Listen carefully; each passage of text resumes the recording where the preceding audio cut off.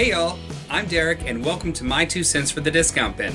For those of you just tuning in for the first time, this is a show where I go to a video store, peruse the discount bin, find a movie at random, and tell you what I think about it. And just to state again, this show has 3 simple rules. 1, I can't have seen the movie before. 2, the movie can't cost more than $10. And 3, the movie can't be a mainstream film. It has to be either straight to DVD, or if it did come out in theaters, it had to be a very small run. So, if you caught my rant last week, you know I had a bad taste in my mouth because of what we showed. So, I had to go to the discount bin and try to find something else, something to take my mind off the terribleness of the movie that shall not be named anymore.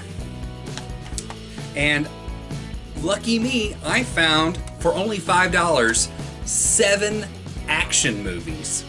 I love getting these because they always have like cheesy movies for really cheap, and they're a great way to pass the time. In fact, some of these might actually show up on Bad Movie Friday Night. Let's see what we got here. Ooh, there's one with Mark Hamill, so we're going to wait to check that one out. There's one with Kevin Sorbo. That one we have to check out. Oh, here's one. To Survive. It's short, and it's about an apocalypse. What the heck? Let's put it in.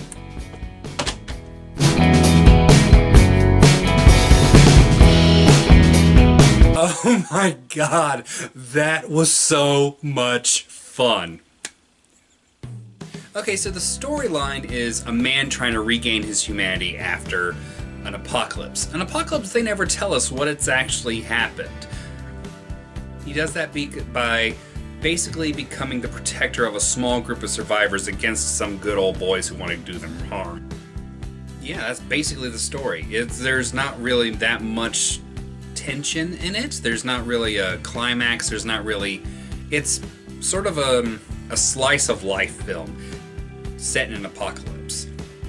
Which they never tell us what the apocalypse was. For all we know, the Bitcoin bubble finally burst. I do have to say, I am glad there were no zombies in this movie.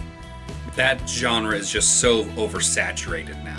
Now, don't get me wrong, I love zombie films. I am a diehard zombie fan.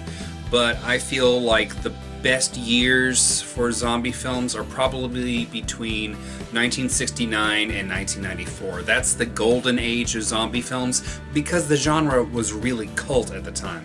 You actually had to find the zombie films in the back corner on the lowest shelf of your family video rental store because nobody ever rented them except probably 3 teenagers.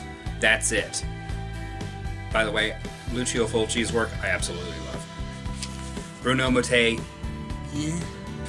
I love it because it's so ridiculous. So, it's obvious this is so low budget. Everyone who was involved, it was probably their first film, and it shows. The writing shows it. It's very pompous. It's stuff like we just gotta live day by day. I want you to promise me you will take care of my daughter. I lost everything, so I don't care anymore. Stuff like that, you know? And the acting is so freshman. It really is. I mean, you can tell they're trying their hardest, but it is just so hilariously one note. Everybody has like deer in headlights eyes. And they either are talking really low like this, like you can barely hear me, right? Because I don't have a mic on, so it's just my camera's mic, and that's all you can hear is this. Or it's really, really loud! And the sound mixing is absolutely terrible. It's like there's a voiceover in the front, but as soon as the music comes in, it starts overwhelming the voiceover. It's like, get your priorities straight. And it's like oh god, the music, the score is so over the top. It's so gothic, it's so melodramatic, and it's so loud, and I'm like, geez, tone it down a bit. Not everything has to be scored. And the Foley is really weird. It's like, it feels like every object in this movie had a boom mic except the actors. Oh my god. And the directing is just it's so film school as well. It's so over stylized that there is no style. These kind of movies just make me happy because they're fun to watch, even if the plot drags out, even if there's not that much dialogue, even if all the dialogue is pomposity. It's just so great seeing this guy who had a vision of his film in his brain, put it onto film or video at this point. It's actually shot on video, digital video, and he has all these great ideas for the scenes, and because he's seen the camera move this way in one movie and this way in another movie, and he puts it all together and it comes out looking like crap. It's just great. Oh my god, and there's a day for night shot that adds nothing except, oh well, I really want to do a night shot, but we don't have any external lighting, so we'll do a day for night. I'll just put a blue filter on everything. It'll look really, really good. Oh my god, I love these kind of movies. You can tell that I love these kind of movies. It's so shoestring. It's filmed in Quad City, Iowa, which, if I remember correctly from Vice, has a lot of abandoned houses around it because the manufacturing industry has moved out of there. So they took advantage of that, and they took advantage of every single state park they could find. It was literally filmed in every single state park in Iowa. There are actually some problems with the story, I will admit it. Like, we get two different versions of how one of the characters' wife dies. And also, they never tell us what the calamity was that was the apocalypse. But it happened so slowly, the main character could actually get a phone call about his family dying. So, was that part of the calamity, or did it happen before the calamity? I mean, the sense of time in this doesn't make any sense, and also the sense of location.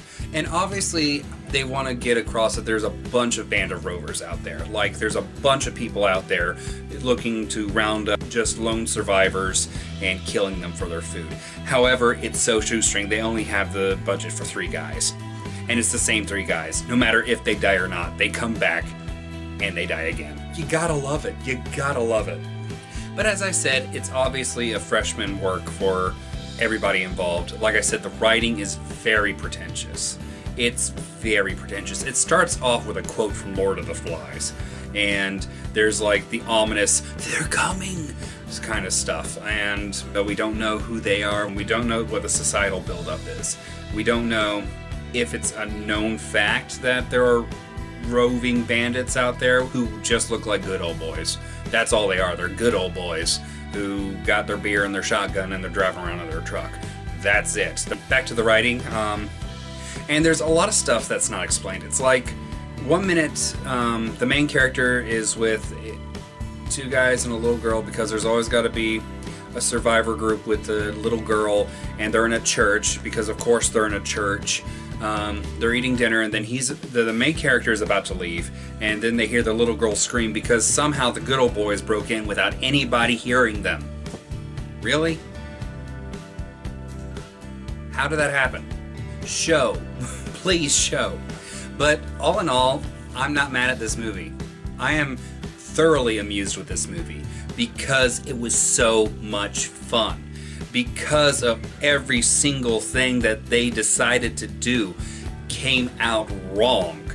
Those are the kind of movies I like. Those are the movies that make me laugh. Not movies like the movie that will never be named again on this show.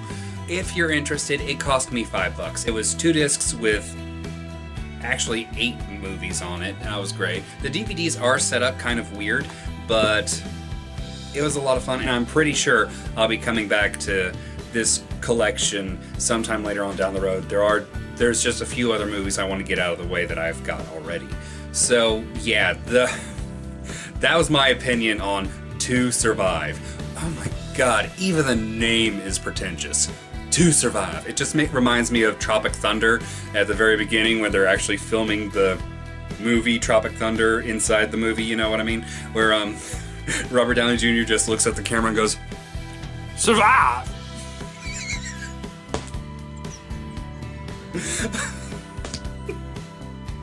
If you can't tell, I'm having a lot of fun with this movie because you can't help but have fun with these kind of movies.